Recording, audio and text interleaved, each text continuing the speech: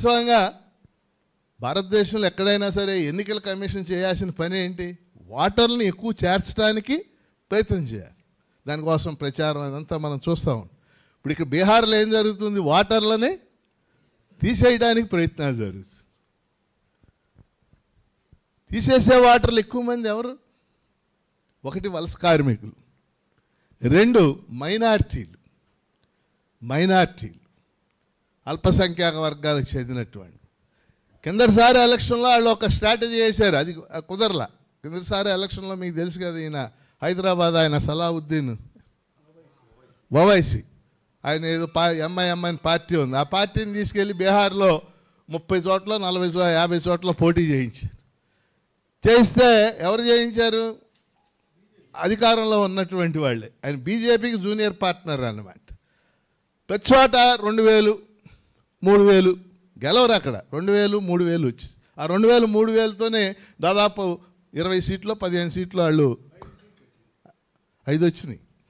మిగిలిన వాటిలో కోల్పోవటం అనేది జరిగింది. ఏమిటిది? ఎందుకు జరుగుతుంది? మీ అందరికి తెలుసు, నరేంద్ర మోడీ అమిత్ షా ద్వయం భారతీయ జనతా పార్టీ. వాళ్ళ పార్టీ ప్రజాస్వామ్యబద్ధంగా అధికారంలో రావాలనుకోవడంలో తప్పేం లేదు, అందులో ఎవరైనా మనం హర్షిస్తాం.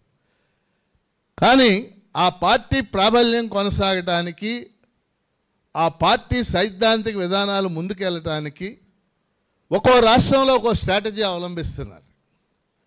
గోవాలో ఒక స్ట్రాటజీ ఉంటుంది, త్రిపురలో ఒక స్ట్రాటజీ ఉంటుంది. త్రిపురలో తెలుసు కదా మీకు, అప్పుడు వీళ్ళు గెలిచిన కొత్తలో తెల్లారేసరికి కాంగ్రెస్ పార్టీ మొత్తం బీజేపీలో చేరి. మహారాష్ట్రలో ఒక స్ట్రాటజీ ఉంటుంది, ఆంధ్రాలో ఒక స్ట్రాటజీ ఉంటుంది. ఇప్పుడు ఆంధ్రాలో చూశారు కదా మీరు, 3 ప్రాంతీయ పార్టీలు, ముగ్గురు వాళ్ళకి అంటగాగేవాళ్ళే. ఎవరున్నా వాళ్ళకి పెద్ద నష్టమేమీ లేదు. ఆ క్రమంలో యూపీ బీహారు వాళ్ళకి క్రూషియల్ స్టేట్స్. వాస్తవంగా మొన్న 2024 లోక్సభ ఎన్నికలు మీ అందరూ పరిశీలించారు. 2024 లోక్సభ ఎన్నికల్లో కార్పొరేట్ మీడియా మొత్తం ఏం చెప్పింది?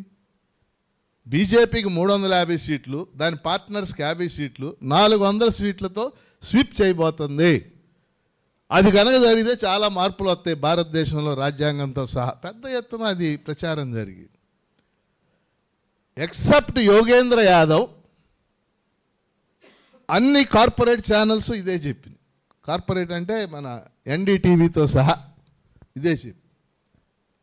కానీ వాళ్ళకి దిమ్మ తిరిగేలాగా 400 350 రాళ్ళు కదా, మెజార్టీ 240 వచ్చినాయి. మీకు తెలుసు 240 వచ్చినాయి. కాబట్టి అటు చంద్రబాబు నాయుడు మీద, ఇటు నితీష్ కుమార్ మీద ఆధారపడాలి. ఇది వాళ్ళకి అసలు మింగుడు పడని విషయం అన్నమాట.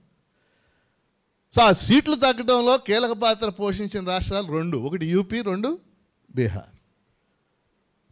ఇక్కడ మన ప్రాబల్యం ఉండాలి రాజకీయంగా. ఈ 2 కీలక రాష్ట్రాలు. త్వరలో ఎన్నికలు రాబోతున్నాయి, మళ్ళీ మన ప్రభుత్వం ఏర్పడాలి. మన ప్రభుత్వం అంటే బీజేపీ జేడీయూ ప్రభుత్వం ఏర్పడాలి.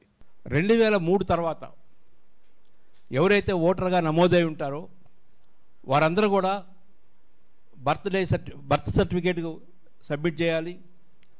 వారు ఇక్కడే ఉంటున్నట్టుగా ఆధారాలు చూపించాలి అని ఒక షరతు. మరొకటి, మేము మీ ఇంటికి వచ్చినప్పుడు మీరు ఇంటి దగ్గరే ఉండాలి, ఇక్కడ నివాసం ఉంటున్నట్టుగా ఆధారాలు ఉండాలి అని స్పష్టంగా చెప్తూ గత 3-4 నెలలుగా చేసిన సర్వేలో సుమారు 65 లక్షల మందిని తొలగించడం జరిగింది. మహారాష్ట్రలో అసెంబ్లీ ఎన్నికలకి పార్లమెంట్ ఎన్నికల మధ్య 39 లక్షల మంది యాడ్ అయితే ఆ కొద్ది కాలంలోనే, ఇక్కడ మాత్రం 65 లక్షల మందిని తీసేయడం జరిగింది. అందులో సుమారు ఒక 30 లక్షల మంది దాకా చనిపోయిన వారి ఓట్లు తీసేయటం జరిగింది. అది మంచి పరిణామం. అట్నే కొంతమందికి 2 చోట్ల ఎంట్రీస్ ఉన్న చోట తీసేయడం జరిగింది. కానీ నివాసం ఉండటం లేదు ఇక్కడ మేము వచ్చినప్పుడు అని తీసేసింది సుమారు 36 లక్షల మంది. ఈ 36 లక్షల మందిలో అత్యధిక మంది తమ బ్రతుకుదెరువు కోసం ఇతర రాష్ట్రాలకి, ఇతర ప్రాంతాలకి తరలి వెళ్ళిన వాళ్ళు.